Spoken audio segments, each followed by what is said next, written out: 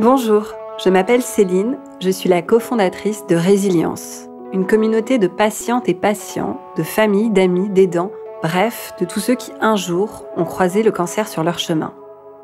La résilience, c'est l'aptitude à se construire et à vivre en dépit de circonstances traumatiques. Alors ici, nous allons tenter de donner vie à ce concept en tendant le micro à celles et ceux qui en parlent le mieux. Pas de conseils médicaux, pas de mode d'emploi, pas d'injonction, mais plutôt une pause, une rencontre, un témoignage, une voix. Pour ce premier épisode, nous avons choisi d'écouter Aria. Aria est une jeune femme dynamique et pétillante. Depuis le début de sa maladie, elle partage son quotidien sur les réseaux sociaux avec beaucoup d'humour et d'authenticité. Aujourd'hui, pour nous, elle prend le temps de revivre son expérience. Je m'appelle Aria, j'ai 31 ans. Je suis responsable communication. Je suis française d'origine cambodgienne. Et à 27 ans, on m'a découvert un cancer du côlon qui a récidivé en mai 2020. Et aujourd'hui, je me bats pour que ce cancer ne fasse plus partie de moi.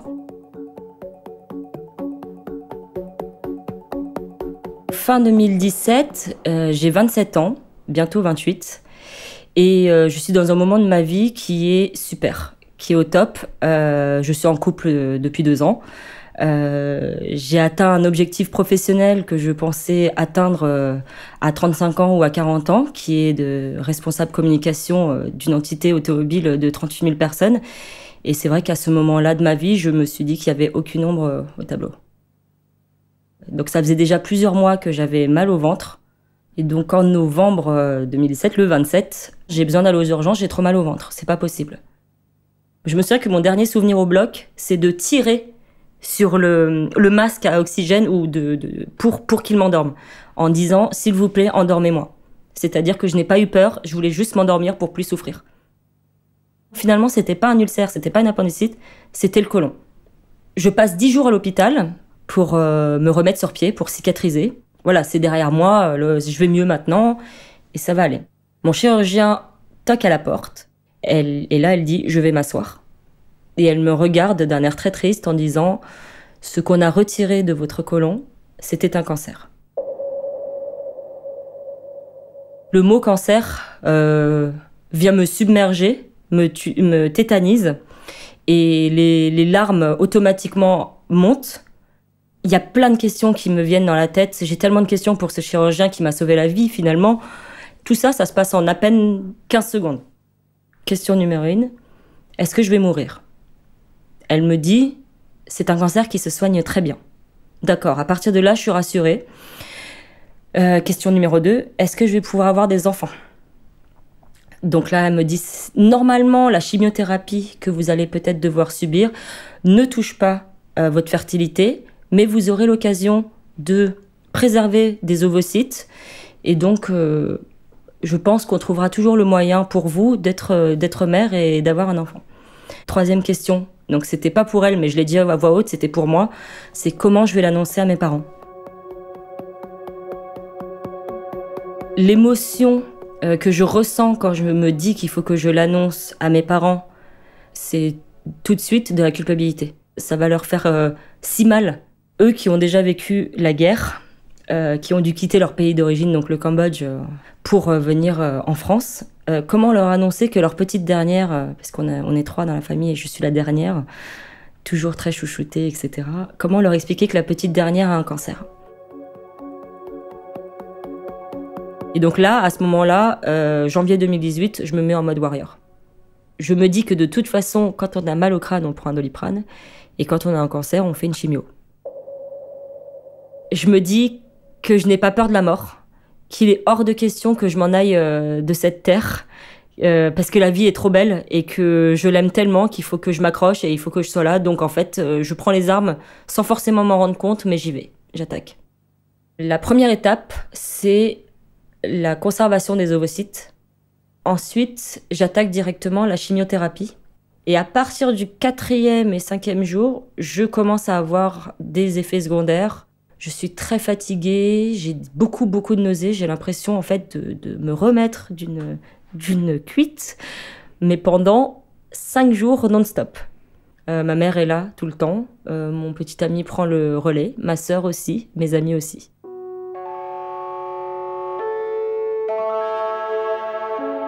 Quand les effets secondaires se calment, il y a 7 jours où je vais bien.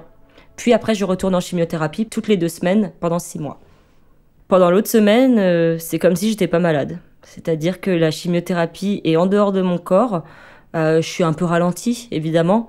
Mais je sortais, je faisais la fête, j'allais en boîte, je voyageais. Et je faisais beaucoup de shopping. Je devais compenser cette nouvelle. Et non, je profitais vraiment une semaine sur 2 d'être bien, de me sentir bien.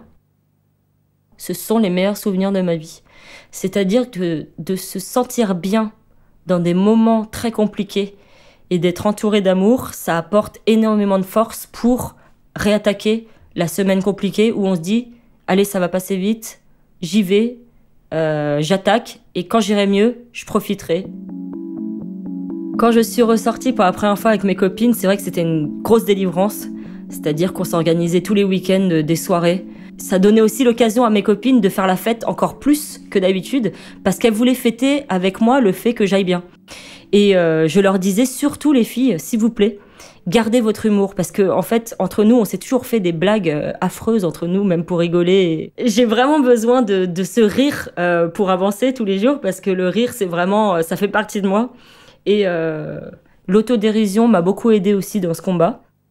Je sais qu'il y a certaines copines qui m'avaient dit voilà, moi l'humour noir, j'ai un peu du mal, à chaque fois qu'on en fait, je me mets à pleurer. Donc je faisais attention à qui je parlais et à qui je faisais des blagues.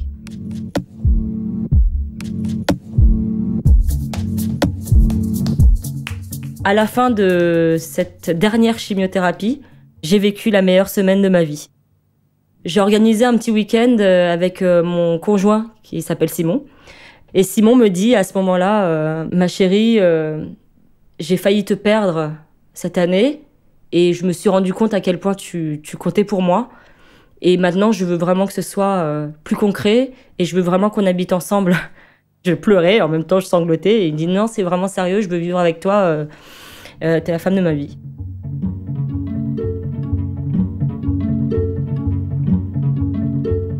Pendant la Coupe du Monde en juillet 2018, j'avais assimilé ma bataille, ma victoire à la victoire des Bleus. Et quand ils ont brandi la Coupe du Monde vers le ciel, j'ai symboliquement décidé que cette Coupe du Monde, c'était la mienne aussi. Et au moment où on a gagné, au moment où on sautait partout dans les rues de Paris, on hurlait de bonheur, on criait, on sifflait, on chantait, ça a permis de marquer, de fêter la fin de cette première bataille.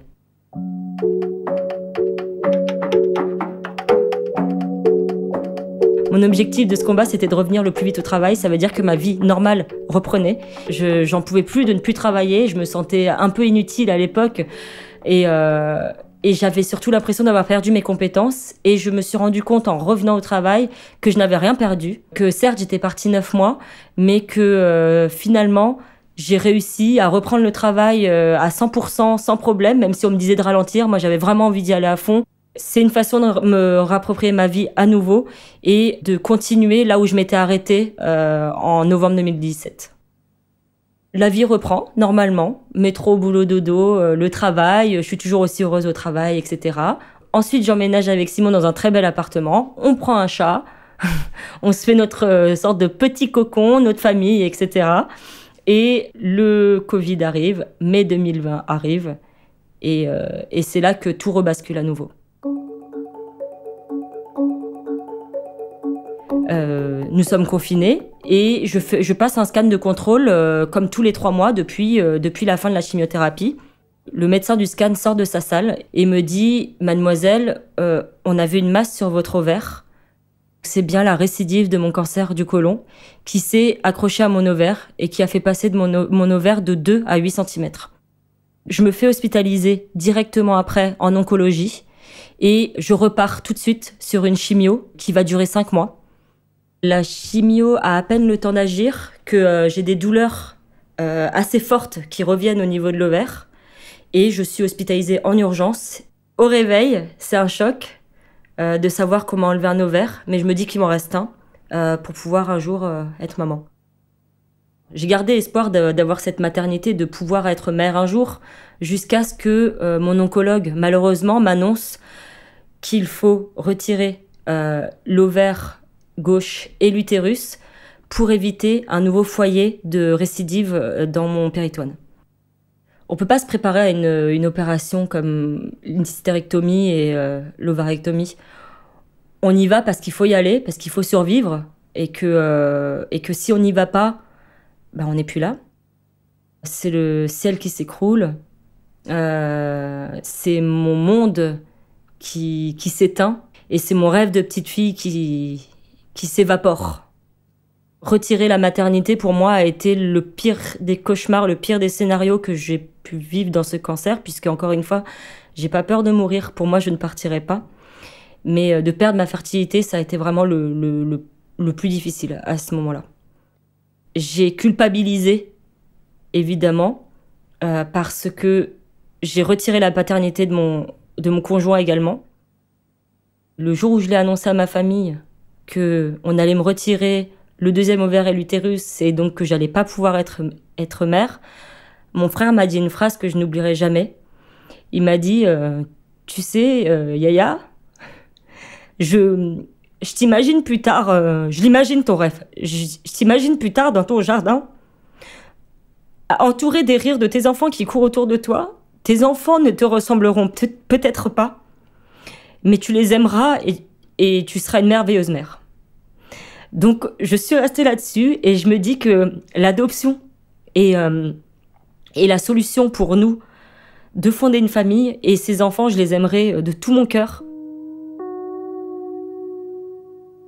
J'ai beau avoir congelé des ovocytes, malheureusement en France, sans utérus, avoir des ovocytes, ça sert à rien. Donc j'ai tout fait pour essayer de les transférer dans un autre pays où la GPA était légale. Et ça non plus, je n'ai pas le droit. Je me réveille d'une hystérectomie et d'une ovarectomie avec une stomie. Donc une stomie, c'est une poche qui récolte les selles à notre place, puisque mon rectum et mon utérus finalement étaient touchés par un petit nodule qu'on a découvert aussi au dernier scan. Et il fallait qu'il cicatrise. Durant la cicatrisation, la stomie était nécessaire. Le fait d'oser en parler sur les réseaux, le fait d'oser montrer la stomie, ça rejoint en fait mon but principal de montrer l'envers du décor de la maladie, du cancer ou d'autres maladies. Par rapport au cancer du côlon, c'est le deuxième cancer le plus présent chez les femmes après le cancer du sein. Et ça, on oublie souvent de le dire. On parle beaucoup du cancer du sein sur les réseaux, mais le cancer du côlon, il y a très peu de personnes qui en parlent, comme si c'était un sujet tabou, étant donné que ça touche la digestion, les selles et le rectum, etc. On se dit que non, on va pas en parler, c'est tabou. Moi, j'ai voulu en parler vraiment sans filtre, et mon but aujourd'hui est que sur les réseaux, le cancer du côlon puisse être aussi partagé que le cancer du sein. C'est vrai que j'ai fait une sorte de thérapie sur les réseaux sociaux. Pendant la première chimiothérapie, j'avais commencé à faire des petites stories, poster des photos, etc. sur le cancer, parce que je voulais montrer à mes proches un peu l'envers du décor. Et c'est surtout pour leur donner des nouvelles au quotidien, parce que ce n'est pas facile d'avoir tout le monde au téléphone et répéter tout le temps la même chose. Donc c'est vrai que les réseaux sociaux, pendant le premier cancer, m'avaient aidé beaucoup à donner des nouvelles. Et pendant la deuxième chimio, j'ai continué mes stories pour donner des nouvelles à mes amis, à mes proches. Et petit à petit, je me suis rendu compte que mes messages optimistes et mes messages qui utilisaient du vocabulaire de combat, de guerre et surtout de positivité, ça a vraiment créé une sorte de micro-engouement sur les personnes qui, comme moi, étaient atteintes d'une maladie ou d'un cancer. Et petit à petit, j'ai reçu beaucoup de demandes d'aide, des conseils de la part de filles qui commençaient un traitement. Et en fait, à partir de là, je me suis dit, d'une, ça va m'aider moi à faire une thérapie sur cette maladie, et de deux, en plus de ça, je vais servir à quelque chose et je vais pouvoir aider toutes ces filles qui ont des questions et qui ont peur et qui appréhendent et qui ne se sentent pas bien, qui ont besoin de remonter la pente. Donc, en fait, je les aide à remonter la pente quand ça va pas, à leur donner des conseils. Et moi, je sais que cette moi de 2018 aurait aimé avoir des conseils d'une fille qui a déjà vécu ça. J'avais l'habitude d'avoir des journaux intimes, donc j'ai écrit de 12 ans à 27 ans. Puis, j'ai remplacé mes journaux par Instagram. Instagram est une sorte de thérapie puisque ça m'a vraiment aidé à vider mon cœur et surtout à informer encore les personnes qui ne sont pas au courant de cet envers du décor au niveau du cancer. Et aujourd'hui, je pense que je continuerai, même si je suis en rémission totale un jour, à aider toutes les hommes et les femmes qui en ont besoin.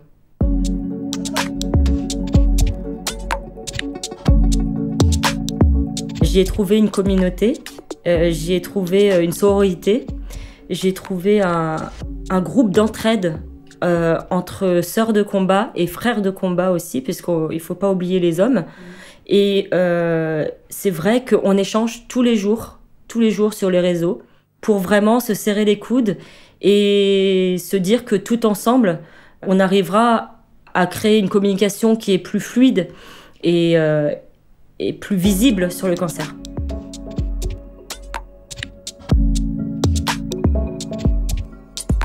En plus de ça, je me suis sentie très utile parce que le fait de ne pas travailler, c'est compliqué.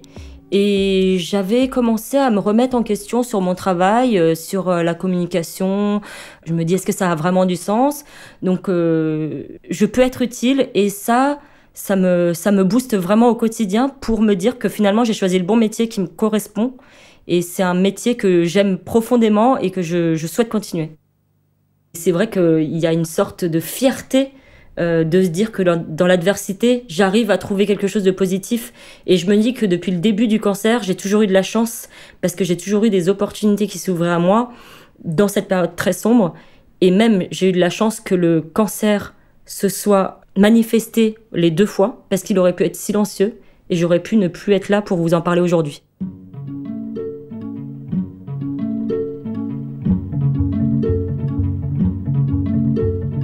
Mon mec est extrêmement fier de moi. Toute ma famille, tout le monde. Et du coup, ça me rend fière. Ça me rend fière. Quand on m'a opéré de la dernière opération de septembre, j'ai soufflé puisqu'on m'a dit que la chimio était finie. Et donc, que peut-être le chemin de la rémission était amorcé. J'ai envie d'aller à New York. J'ai envie de voyager. J'ai envie de voyager à nouveau, puisque je voyageais beaucoup auparavant. J'ai envie d'avoir évidemment une famille. Ça, on avait bien compris que c'était un rêve que je dois accomplir, que je ne lâcherai pas l'affaire tant que je ne l'ai pas réalisé. Et j'ai envie que tout le monde souffle autour de moi et j'ai envie de souffler. Et je souffle, je commence déjà à souffler. Pour moi, j'ai décidé que c'était fini, voilà. Non, c'est vrai, j'ai décidé que c'était fini. Parce que j'en ai marre, j'ai pas envie de retourner dans une 3e récidive. J'ai pas, même si ça va me... Enfin, le cancer m'a apporté énormément. Je me rends compte que je suis une autre personne aujourd'hui, grâce à lui. Je suis plus mature, plus forte. Je suis plus altruiste. Parce qu'à l'époque, je vivais pour moi. Maintenant, j'ai envie de vivre pour moi et pour les autres. Et finalement, dans le malheur, on en sort toujours plus fort.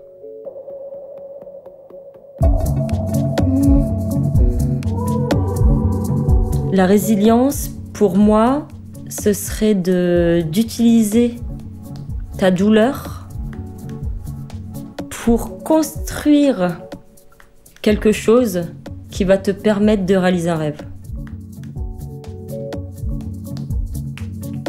Cette interview a été enregistrée au mois de décembre. On venait tout juste de retirer à Aria sa stomie.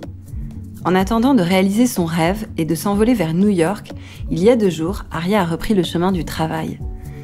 Elle nous a dit ressentir à la fois de l'excitation et de l'appréhension, mais surtout une grande envie de découverte. Antoine Guédenay est psychiatre. Selon lui, on n'est pas résilient tout seul, sans être en relation. On sait aujourd'hui que le soutien de l'entourage est précieux, celui de la famille, des amis et bien sûr des thérapeutes. Des chercheurs américains ont mené une étude auprès de 227 femmes atteintes du cancer du sein. La moitié ont bénéficié d'un soutien psychologique régulier pendant une année. Les résultats sont sans appel. Le risque relatif de rechute dans le temps est divisé par 2 pour le groupe de patientes qui a reçu un soutien. C'était le premier épisode de Résilience. Merci à Aria pour son témoignage et à vous tous de nous avoir écoutés.